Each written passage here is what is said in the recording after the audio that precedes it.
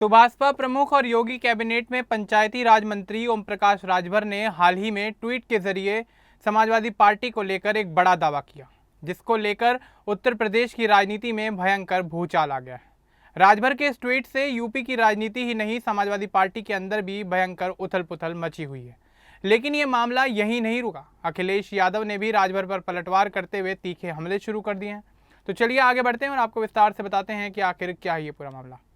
दरअसल साल 2027 में उत्तर प्रदेश में विधानसभा चुनाव होने हैं और उससे पहले बीजेपी और उसके सहयोगी दलों के बीच काफ़ी बेहतर तालमेल देखा जा रहा है। लेकिन यूपी सरकार में कैबिनेट मंत्री ओम प्रकाश राजभर ने ट्वीट के माध्यम से सपा को लेकर बड़ा दावा कर दिया है, जो अब चर्चा का विषय बना हुआ है। तो चलिए सबसे पहले आपको उस ट्वीट के बारे में बता देते हैं, जिसे लेकर यूपी की राजनीति में सियासी उठापटक शुरू हो गई है। राजभर ने ट्वीट में लिखा था कि कल से सब पूछ रहे हैं कि सपा में क्या टूट होने वाली है। तो सुनो, सपा के बागी सांसदों के गुट का नेतृत्व उत्तर प्रदेश की बागी भूमि का एक लाल करेगा, और करे भी क्यों ना। कल जिस तरह से सपा कार्यालय में सम्मेलन के नाम पर ब्राह्मणों को तिरस्कृत किया गया, उससे बागी बलिया का लाल बहुत आहत है। योजना पहले से थी, लेकिन कल की घटना ने आग में घी डालने का काम कर दिया। टूट होकर रहेगी। मेरी एक प्रतिक्रिया पर जिस तरह से पूरा सैफई खानदान मुझे गाली देने और सफाई देने में जुट गया, उससे ज़्यादा बेहतर है कि अखिलेश बाबू ट्विटर एसी और पीसी वाली नेतागिरी छोड़कर अब सांसद बचाओ अभियान शुरू कर दें और दुखी एवं निराश सांसदों के घर जाकर उनसे माफ़ी मांगें। समाजवादी पार्टी के सांसद सनातन पांडे ने ओम प्रकाश राजभर के सपा में टूट और बागी बलिया वाले दावों को पूरी तरह से खारिज कर दिया है। उन्होंने साफ कहा कि वह कभी भी समाजवादी पार्टी नहीं छोड़ेंगे। सनातन पांडे ने कहा कि वो ओपी राजभर का शुक्रिया अदा करते हैं कि उन्होंने मेरे बारे में जानकारी दी, लेकिन उन्होंने एकदम स्पष्ट शब्दों में बताया कि पार्टी छोड़ने का सवाल ही नहीं उठता। उन्होंने कहा कि चाहे राजनीति में रहें या न रहें, सांसद रहें या न रहें, उनका पूरा जीवन समाजवाद से जुड़ा हुआ है। दुनिया की कोई भी ताकत उन्हें समाजवादी पार्टी से अलग नहीं कर सकती। सनातन पांडे ने राजभर पर निशाना साधते हुए कहा कि जिन ताकतों के भरोसे वे बोल रहे हैं, वह ताकत सिर्फ डराने या एनकाउंटर करने वाली है।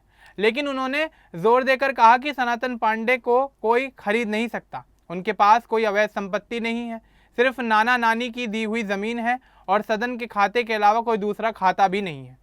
इस दौरान उन्होंने ब्राह्मण समाज के बारे में भी विस्तार से बात की। सनातन पांडे ने बताया कि बुधवार को उनके कार्यक्रम में पूरे प्रदेश से हजारों ब्राह्मण कार्यकर्ता पहुंचे हुए थे। सबने एक साथ कहा था कि सरकार में ब्राह्मणों को सबसे ज़्यादा परेशानी झेलनी पड़ रही है। 2014 में बीजेपी के साथ जाने के बाद उनकी उम्मीदें टूट गईं। उन्होंने दावा किया कि सरकार में ब्राह्मणों के सबसे ज़्यादा एनकाउंटर और हाफ एनकाउंटर हुए हैं। सनातन पांडे ने कहा कि ब्राह्मण गांव में रहने वाला समाज है जो हर जाति से जुड़ा हुआ होता है और सबको अपना मानता है। उन्होंने ब्राह्मणों को जन्म से समाजवादी बताया। 5 अगस्त 2026 की बैठक में जो भीड़ इकट्ठा होगी, उसे देखकर लोग हैरान हो जाएंगे। उन्होंने कहा कि समाजवादी पार्टी से और लोग टूट सकते हैं, लेकिन मैं अपनी बात पर अडिग रहूंगा। अगर जीवन के आखिरी दिनों में पार्टी के लिए कार्यालय की पहरेदारी करने का मौका भी मिला तो मैं पूरा समर्पण कर दूंगा। दरअसल ओम प्रकाश राजभर लगातार सपा में टूट की बात कर रहे हैं। उन्होंने गुरुवार को भी दावा किया कि सपा कार्यक्रम में ब्राह्मणों के साथ तिरस्कार हुआ, जिससे बलिया के लोग बहुत आहत हैं। उन्होंने कहा कि इस घटना ने आग में घी डाल दिया है और टूट होकर रहेगी। बलिया से सपा सांसद सनातन पांडे ने इन सभी आरोपों का एक एक करके जवाब दिया। उन्होंने पार्टी के प्रति अपनी निष्ठा को दोहराया और कहा कि वे अंतिम सांस तक समाजवाद के साथ खड़े रहेंगे। यह जवाब ऐसे समय में आया है जब ओपी राजभर समाजवादी पार्टी में बड़े बदलाव की बात लगातार दोहरा रहे हैं। सनातन पांडे का बयान सपा के अंदर एकजुटता का संदेश देता है।